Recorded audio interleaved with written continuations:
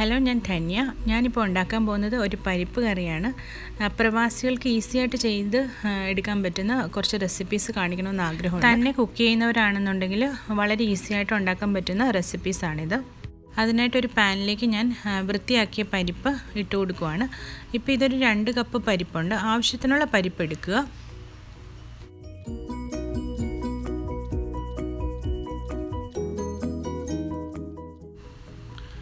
ഇതിലേക്ക് ഒരു സവോള കട്ടാക്കി ഇടുക. എങ്ങനെ വേണേലും കട്ടാക്കാം, റഫായിട്ട് ഏതുമാതിരി വേണേലും കട്ടാക്കി ഇടുക.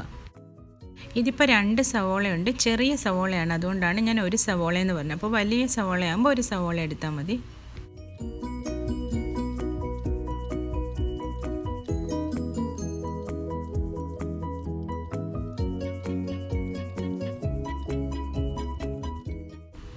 ഇത് 3 പച്ചമുളകുണ്ട്. ഈ 3 പച്ചമുളക് നമുക്ക് ചെറുതായിട്ടാക്കിയിട്ട് ഇതിലേക്ക് ഇട്ട് കൊടുക്കാം.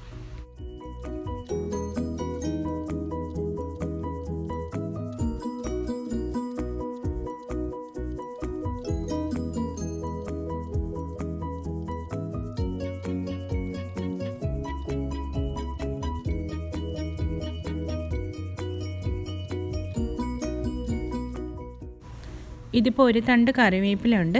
നന്നായിട്ട് കഴുകി വൃത്തിയാക്കിയ ഒരു തണ്ട് കറിവേപ്പില നമുക്ക് ഇതിലേക്ക് ചേർത്ത് കൊടുക്കാം.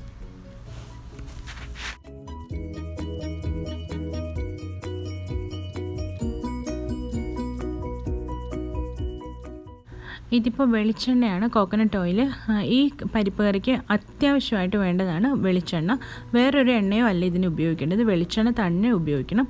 നമുക്ക് 1 ടീസ്പൂൺ വെളിച്ചെണ്ണ ഇതിലേക്ക് ഒഴിച്ചു കൊടുക്കാം. നമുക്കിതിലേക്ക് ആവശ്യത്തിന് ഉപ്പിട്ട് കൊടുക്കാം.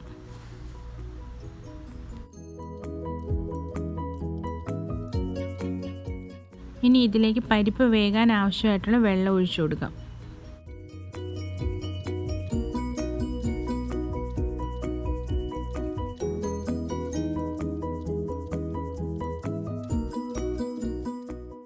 നമുക്കിതിലേക്ക് 1 ടീസ്പൂൺ മുളക് പൊടി ചേർത്ത് കൊടുക്കാം.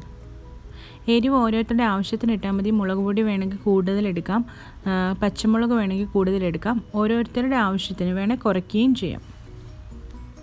ഞാൻ കാണിക്കുന്ന അളവിലെടുത്താൽ തന്നെ നല്ലൊരു സ്പൈസി ആയിട്ടുള്ളൊരു പരിപ്പ് കറിയാണ്. അപ്പോൾ അതിനേക്കാളും സ്പൈസ് വേണം എന്നുള്ളവർ മാത്രം ചേർത്താൽ മതി.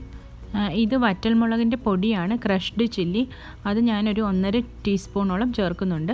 ഇതിപ്പോൾ കുറവാണെന്നുണ്ടെങ്കിൽ, അല്ലെ ഇതില്ല എന്നുണ്ടെങ്കിൽ മുളക് പൊടി തന്നെ കൂട്ടിയാൽ മതി, അല്ലെ പച്ചമുളക് കുറച്ച് കൂടുതൽ എടുത്താൽ മതി. ഇതിൻ്റെ എരിവാണോ നിങ്ങൾക്കിഷ്ടം അതുമാതിരി എരിവെടുത്താൽ മതി. ഇതിപ്പോൾ ക്രഷ്ഡ് ചില്ലി ഉണ്ടെങ്കിൽ ഈ പരിപ്പ് കറിക്ക് മോർ ടേസ്റ്റാണ്, ഒരുപാട് ടേസ്റ്റ് കൂടുതലാണ്. നമുക്കിത് നന്നായിട്ടൊന്ന് മിക്സാക്കി എടുക്കാം. ഒരു ഗുഡ് മിക്സ് കൊടുക്കാം.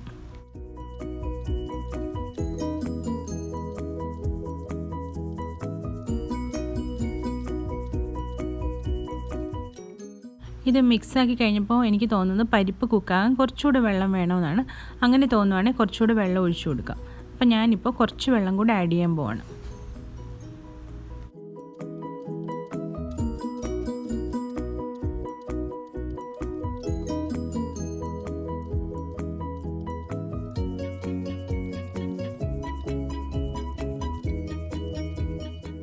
ഇതിപ്പോൾ ആവശ്യത്തിന് വെള്ളമുണ്ട്. പരിപ്പ് മുങ്ങിക്കിടക്കാൻ പാകത്തിനാണ് വെള്ളം ഒഴിക്കേണ്ടത്. ഇനി നമുക്കിത് മൂടി വെച്ച് കുക്കാക്കി എടുക്കാം. പരിപ്പ് വേകുന്നവരെ നമുക്ക് കുക്കാക്കാം. സ്റ്റൗ ഓണാക്കി കൊടുക്കാം. ഇത് കുക്കാകട്ടെ, അതുവരെ നമുക്ക് വെയിറ്റ് ചെയ്യാം.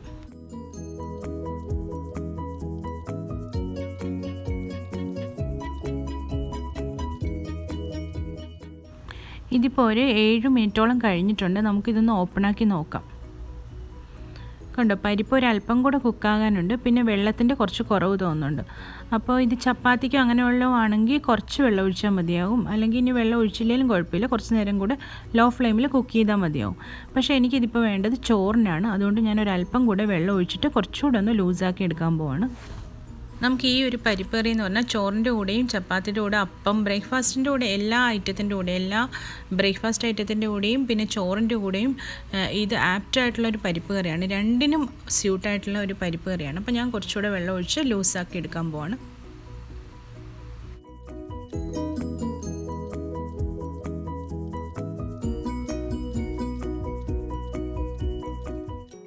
നമുക്ക് ഈ ഒഴിച്ചു കൊടുത്ത വെള്ളവും പരിപ്പും കൂടെ ഒന്നുകൂടെ ഒന്ന് കുക്കാക്കുന്നതിന് വേണ്ടി ഒരു 5 മിനിറ്റ് കൂടെ ക്ലോസ് ചെയ്ത് വെച്ച് അടച്ചു വെച്ചിട്ട് വേവിച്ചെടുക്കാം.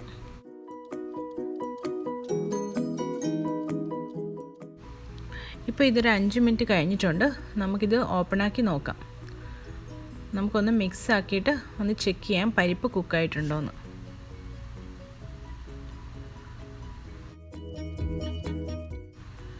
കണ്ടോ, ഇതിപ്പോൾ പരിപ്പൊക്കെ നന്നായിട്ട് കുക്കായിട്ടുണ്ട്. ചോറിന് പറ്റുന്ന ഒരു കൺസിസ്റ്റൻസി ആയിട്ടുണ്ട്. ഇനി ഇത് ലാസ്റ്റായിട്ട് കോക്കനട്ട് ഓയിൽ ഒരു ടേബിൾ സ്പൂണോളം കോക്കനട്ട് ഓയിൽ, കുറച്ച് കൂടുതൽ കോക്കനട്ട് ഓയിൽ ഇതിലേക്ക് ഒഴിച്ചു കൊടുക്കണം. എന്നാലാണ് അതിൻ്റെ കറക്റ്റ് ഫ്ലേവർ വരുന്നത്. നമ്മൾ ഈ കറി സവോള വഴറ്റിയുള്ള പാടോ പിന്നെ വഴറ്റിക്കൊണ്ട് നിൽക്കുന്ന ഒരു ടൈം പോകുന്നതോ ഒന്നുമില്ല. വെറുതെ എല്ലാം കൂടിയിട്ട് കുക്ക് ചെയ്യുവാണ്. പക്ഷേ അമേസിങ് ആയിട്ടുള്ളൊരു ടേസ്റ്റുള്ളൊരു പരിപ്പ് കറിയാണ്. ട്രൈ ചെയ്ത് നോക്കണം. ഞാൻ പറഞ്ഞു, ട്രൈ ചെയ്ത് നോക്കാതെ ഡിഫറൻസ് മനസ്സിലാകത്തില്ല. വളരെ വളരെ ടേസ്റ്റ് ആയിട്ടുള്ളൊരു പരിപ്പ് കറിയാണ്. മുട്ടയോ പപ്പടോ അച്ചാറോ ഒക്കെ ഉണ്ടെങ്കിൽ ഇത് നല്ലൊരു കോമ്പിനേഷനാണ്. ഇത് മാത്രമാണെങ്കിൽ നമുക്ക് ചോറ് കഴിക്കാവുന്നതാണ്. അപ്പം നമ്മുടെ വളരെ ടേസ്റ്റി ആയിട്ടുള്ള പരിപ്പ് കറി റെഡി.